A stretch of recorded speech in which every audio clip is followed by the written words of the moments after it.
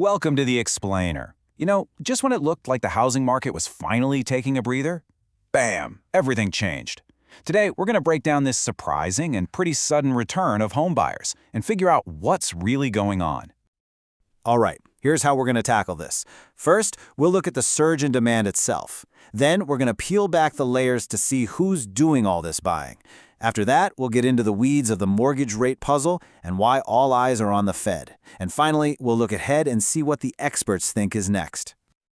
Okay, let's dive right in. Section 1. Homebuyers are back. And trust me, they are back in a big way. So, after this long, quiet period, the housing market just suddenly roared back to life. Demand for purchase loans just skyrocketed to its highest point all year.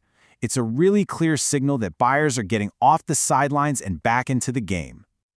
And get this, we're not talking about a little bump. Demand is up a massive 20% compared to the exact same time last year. Now that is a huge shift, and it raises a really important question. Who on earth are all these buyers? So let's find out. Who is behind the surge?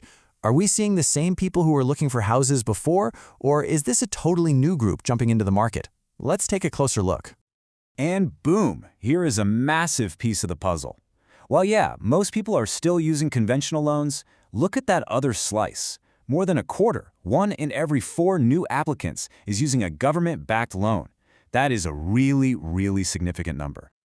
And if we break down that government slice, you can see 2 main players are really driving this, FHA and VA loans. And again, this isn't just a small trend. It's actually the strongest demand we've seen for these kinds of loans in years. And this right here is where the story gets crystal clear. The average loan request overall is over $427,000. But for those buyers using these government programs, it's almost $80,000 less. This tells us that a very specific group of buyers is targeting more affordable homes. And these programs are basically the key that's unlocking the door for them. And it's not a coincidence. As Joel Can from the Mortgage Bankers Association points out here, even with a little bit of relief on prices and rates, affordability is still the biggest hurdle out there. So for a lot of people, these government programs are the most direct and appealing solution to that problem. Okay, but this whole surge in demand isn't happening in a vacuum, right? To really get the full picture, we've got to look at the other side of the equation, the mortgage rate puzzle. And lately, it has been, well, volatile. So, while the general trend for rates has been sort of downward, just look at this roller coaster. They hit a low in October, then shot back up in early November, only to dip again. All of this bouncing around is a direct result of some major uncertainty in the market. So you have to be asking yourself 2 big questions, right? First, what's pulling rates down in general? And second, what's causing all of this day-to-day chaos? Well, the answer, as it so often does, has pretty much everything to do with the Federal Reserve. The entire market is just glued to the economic data they're watching, and everybody is trying to guess their next move. So let's look at the data they're looking at. It's a bit of a mixed bag. On the one hand, initial claims for unemployment went down, which is good news. But, and this is the key part, continuing claims are going up. That means people who are already out of work are finding it harder to get a new job. So when you put it all together, the signs are pointing towards a cooling job market.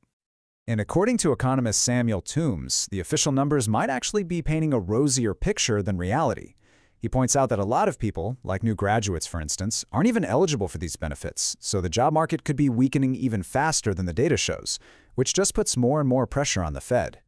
So you've got a slowing economy, a weaker job market, and in response to all of this, investors have placed a massive, massive bet on what they think the Federal Reserve is about to do.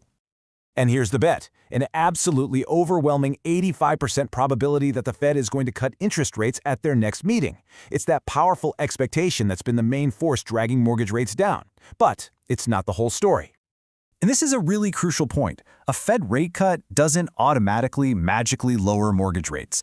Think of it like this. The Fed controls one type of short-term rate, but mortgages, they get bundled up and sold to big investors as these things called mortgage-backed securities.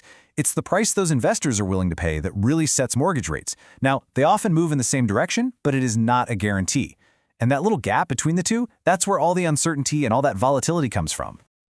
So, with all this complexity in the background, what in the world happens next? Well, if you're looking for one simple answer, I'm sorry to say you're not going to find one. Even the experts are split on where this whole thing is headed. I mean, just look ahead to 2026. Two of the biggest players in the industry have two completely different predictions. You've got Fannie Mae on one side, thinking rates will fall below 6%, but then you have the Mortgage Bankers Association saying, nope, they'll be higher at 6.4%. And while that might not sound like a huge difference, on a typical mortgage, we're talking about hundreds of dollars a month. It just shows you how much uncertainty is out there. Which, of course, leaves us with the ultimate question. We've got this surge in demand, driven by people needing more affordable options, and it's all happening in this super volatile rate environment that's tied to the fate of the whole economy. So, will this home buying comeback last, or is it just a temporary bright spot in a much more uncertain picture? That is the big question facing the market, and every single potential homebuyer right now.